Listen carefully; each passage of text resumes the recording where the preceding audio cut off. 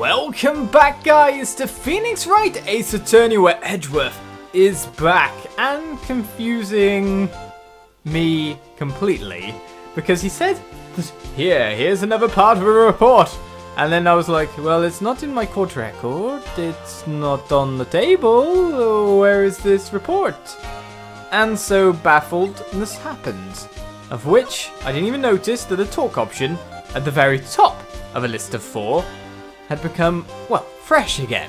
So we can learn about Adrian Andrews' dependent nature at last, instead of being silly and going off in the completely wrong direction. There is another probably part of the report, probably going to gain it after this, or at least the information from it.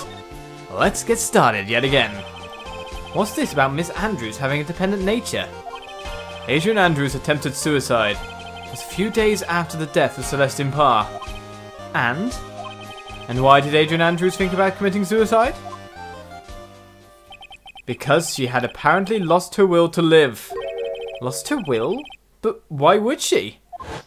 Her pillar of strength, her mentor, Celestine Parr, was gone forever. That's why. Why would that? Is this what they call following someone to the grave? After attempted suicide, Adrian Andrews started attending counselling sessions. She is someone who needs a person in whom she can trust absolutely. And once she finds that person, she'll do anything she can to keep them near. Without such an anchor in her life, her crippling anxiety stifles her ability to live. And that's the nature of her dependency on others?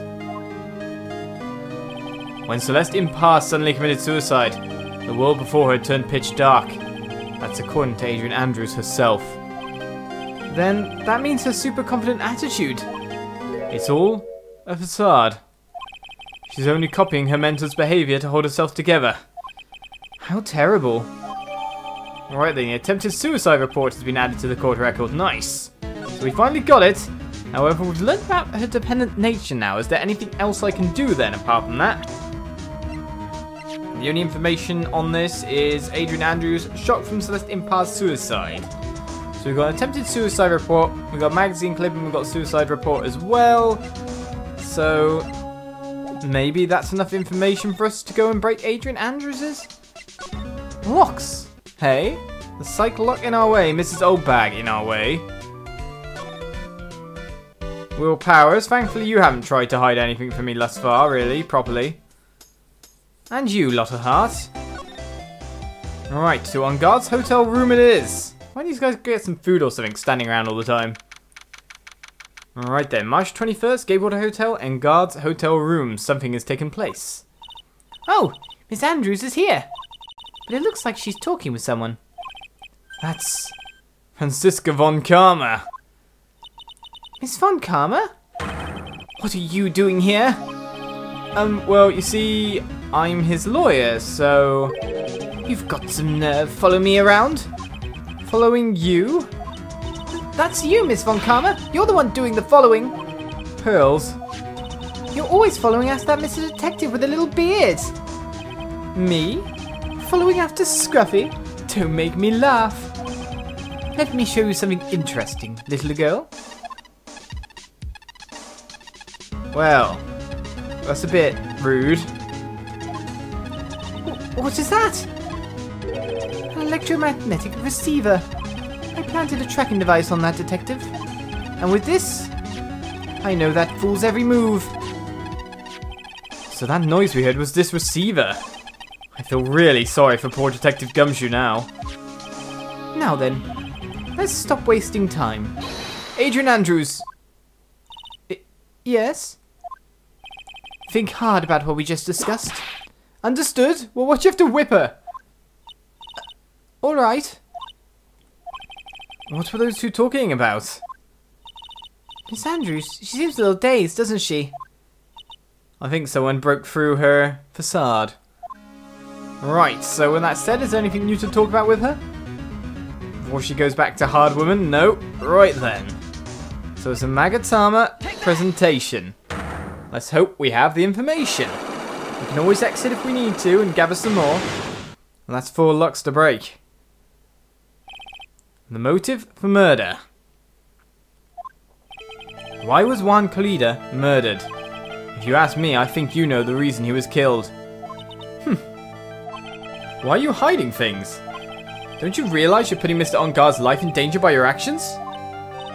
Why do you ask questions for which I have no answers?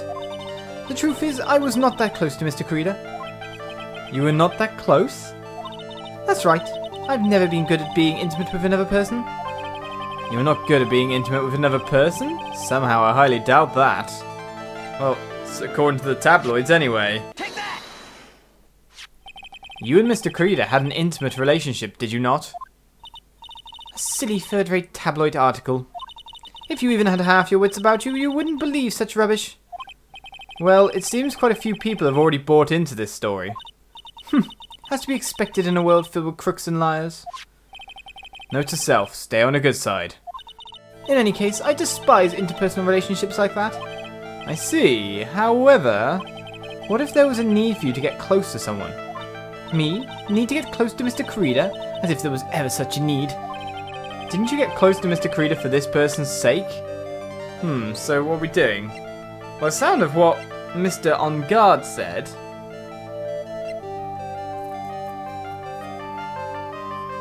sounded like he sent her. That said though, she's also probably getting close because Celeste Impar was Karita's manager. So which one is it here? Matt On Guard or Celeste Impar? Sounded like he said he sent her. That's a lot of health to lose as well. I guess it's probably if you want to follow in her footsteps and model yourself on someone, Take that! then it would be you, please? Celeste Impar, your mentor. How do you know about Celeste? Miss Impar, she committed suicide, didn't she? But it looks like no one knows why. Right before her death, she was Juan Kalida's manager. So I believe you got close to Mr. Karita so you could find out more about her suicide. You have a great imagination. You may have a future, yes, as a slimy muckraker for a putrid third-rate tabloid. Miss Andrews. There was no mystery surrounding her death. None. It would be pointless for me to force myself into a relationship for nothing. Is that really true? Was there really no mystery at all? I don't believe you were completely at ease with the way her suicide was resolved. Now, this is going to be evidence again, most likely. Was her suicide note hidden? I think it's a suicide report based on that. Take that! Miss Impar's suicide note was never found, was it? It looks like the police were under the suspicion that someone had hidden it. Like maybe the person who discovered her body, Mr. Karita. One? And Miss Andrews, I believe you thought the same thing. That is why you became intimate with Mr. Karita. I've sat by quietly and listened to your insulting ramblings long enough. It's true that Celeste was my mentor. However, allow me to say this again. It had nothing to do with me. I didn't even know that her suicide note was never found. I'm a person who doesn't care about what goes on in the lives of others. That's the impression you like to give. However, I guess it's the dependency time here. I don't think that's who you really are. What? I have evidence that says otherwise. This is proof that Celeste Impar was someone very special to you. Alright then, so it would be this. Take that! Miss Andrews, you nearly went through with it too, didn't you? Went through with what? Ending your life. Miss Andrews, you look and act like a very strong woman who has it all together. You don't ask for anyone's help, relying only on yourself. Yes, I've been very independent ever since I can remember. However, that is all just a lie.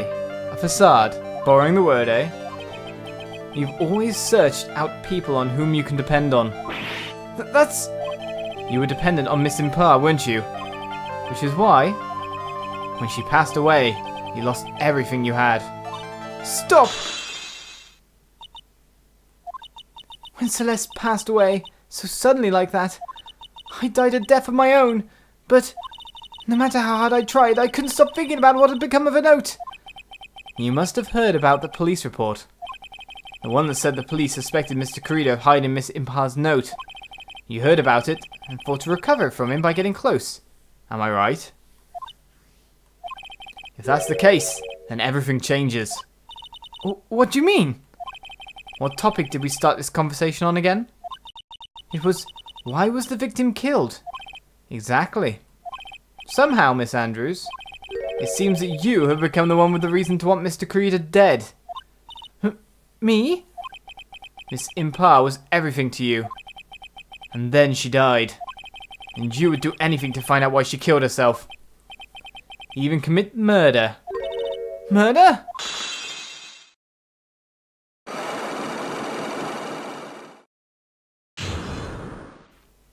It seems we didn't have to present anything for the last lock.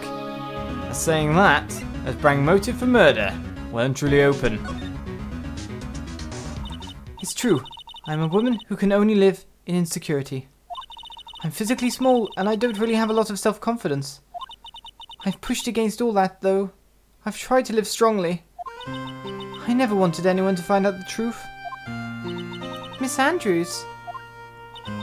This one thing is the one thing I wanted to take with me to the grave. It was my secret, mine and mine alone. I'm sorry. You probably think I'm a worthless human being right now, don't you? Please, Miss Andrews, all I want to know is the truth. After Celeste passed away, I heard that someone had hidden her suicide note. And that someone was Juan Carida. Celeste, without her, I became scared. Everyone seemed like they were out to get me. So you got close to Mr. Carida to recover her suicide note, correct?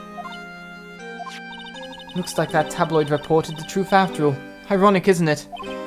Well, like they say, where there's smoke, there's fire.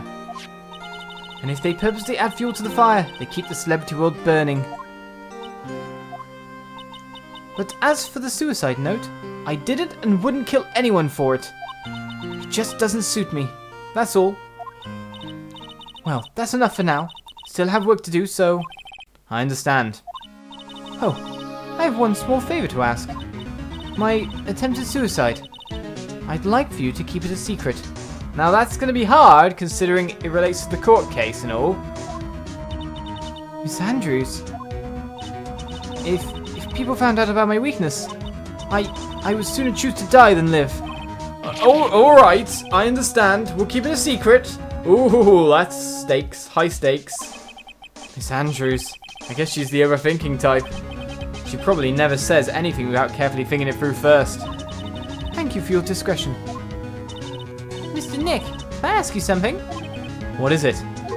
Miss Andrews has been playing with that card in her hand since a little while back. A card? Yeah, I guess she has. Miss Andrews, what is that card you're holding? Huh? Oh, this? I don't quite know. It just suddenly appeared in my handbag. What is it? It looks like a seashell? That's what it looks like, doesn't it? I honestly don't remember owning this card. I wonder where I picked it up from. I'm not remembering something clearly. Sounds like it would be a rare occurrence. Well, I must be off. I leave Mr. On Guard in your capable hands. Okay, so you're off, but now what do I do?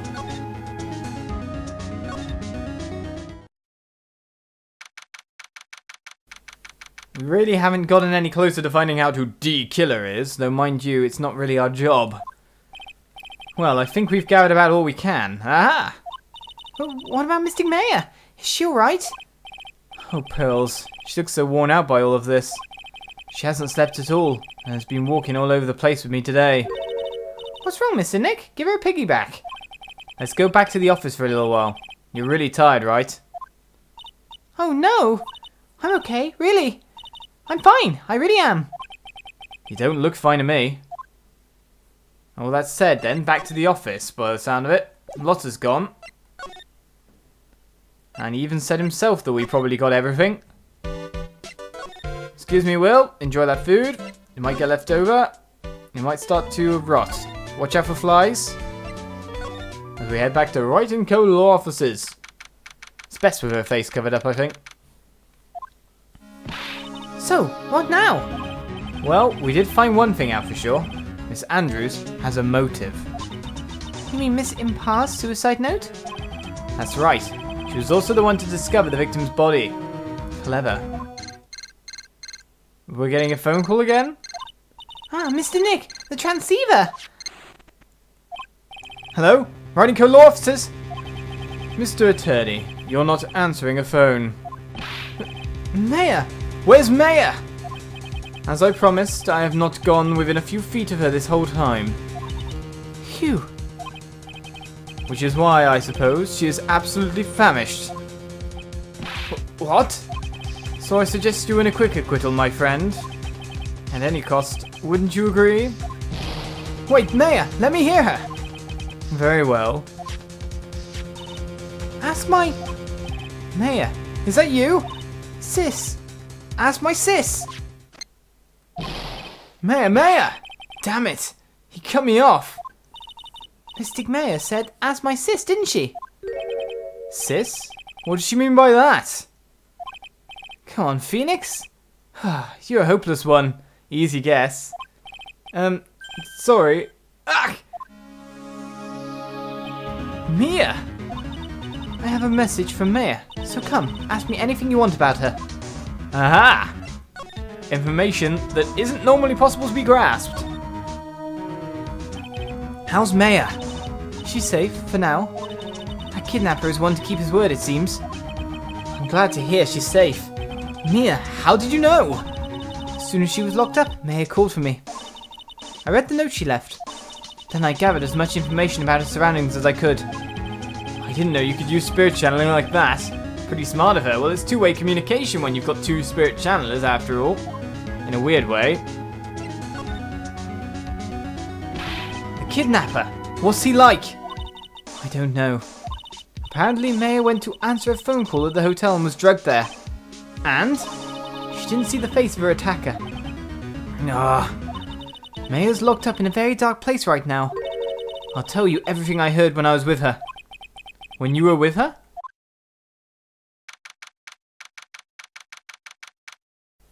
Over?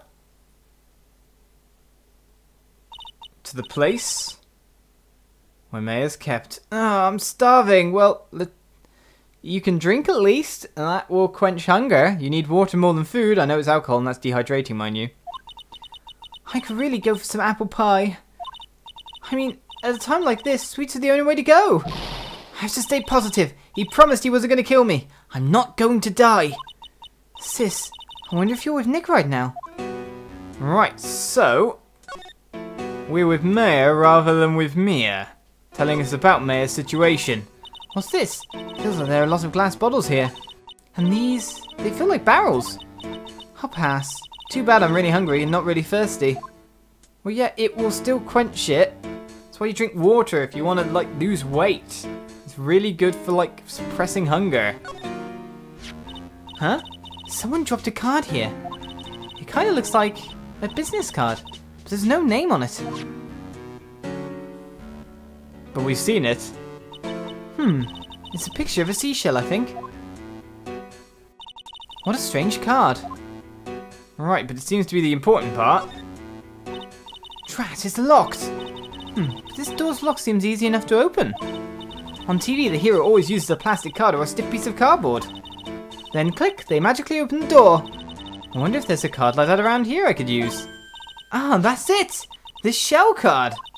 If I use this, maybe I can get the door open. This might be my key out of here. I had a feeling this card might be useful. I'm such a genius! Alright, now if you'll excuse me, Mr. Kidnapper. I did it! Okay, now I'm getting the heck out of here. I shouldn't keep Nick waiting, or worried. She broke out herself? Well, the resourceful Maya Fey. What Mia Fey has for information will probably help us as well as we probably move to the courtroom next episode. Join me then for more Phoenix Wright Justice for All, as the kidnapping scenario might no longer necessarily be a hostage situation. We'll find out. Bye-bye.